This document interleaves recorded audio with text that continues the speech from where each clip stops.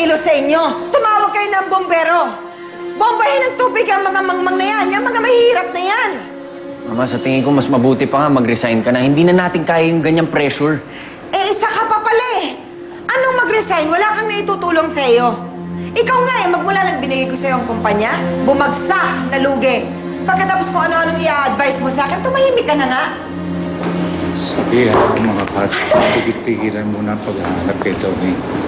At kasi paganda kayo, laki-laki yung dapat tumahanap natin. Iwanag. Sabihan ko din sila.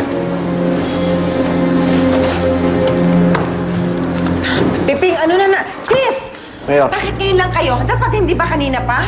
Paano nakarating dito ang mobilisasyon na yan? Sa harap pa mismo ng City Hall. Ano nangyayari? Mayor, pati nga kami nabigla eh. Kung saan-saan nanggaling yung mga taong yan. Anong kung saan-saan nanggaling? Kung sino-sino ka mo ang nagdala. May nagdala ng mga taong yan dito, yung gustong pumalit sa akin. Si Magno o kaya yung Vice Mayor. Sila lang naman ang gustong umagaw sa upuan ko dito eh. Andito pa po ako, Mayor. Oh, Vice Mayor. Salamat ha. Akala ko eh, sumali ka na sa kanila.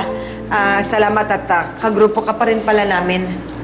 Pero, Mayor, aalis na rin po ako at sasama sa protesta. Sorry po, Mayor. Eh, ano bang ginagawa mo rito? Bakit ka pa umakyat? Isa ka pa namang oportunista. Sige, sumali ka sa kanila, magkampihan kayo. Kayong may mga gustong umupo sa upuan ko eh. Mga bastos na to. Mayor, parating na yung bumbero natin. Pero baka magka-problema ho tayo eh. Ano? Kasi karamihan na nagpuprotesta, mga bata at babae.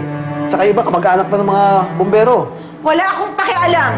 Lalabas tayo at haharapin natin sila. Akala nila natatakot ako sa kanila. Pipin! Sige na, sige na. Daming magsatsat. Sige na! Tinig Pisay! Tinig Pisay! Tinig Pisay! Tinig Pisay! Oh my God, Mama, I'm telling you, kagagawa ni Gordo to lahat. He wants to ruin our family. The way this is all happening. Ayaw kasi maniwala sa akin. Ito talaga ang sinasabi mo eh. Kaya nagkakagulo ng kagagal kay Gardo. Mama, please believe me before it's too late. Diba? Tumahimik ka. Huwag ka na tumagdag sa ingay nila. Pati ka na lang mag-negotiate sa leader ng protestang ito. Chief, sige. Tawagin mo ang mga leader ng mga yan at kakausapin ko. Yes, Mayor.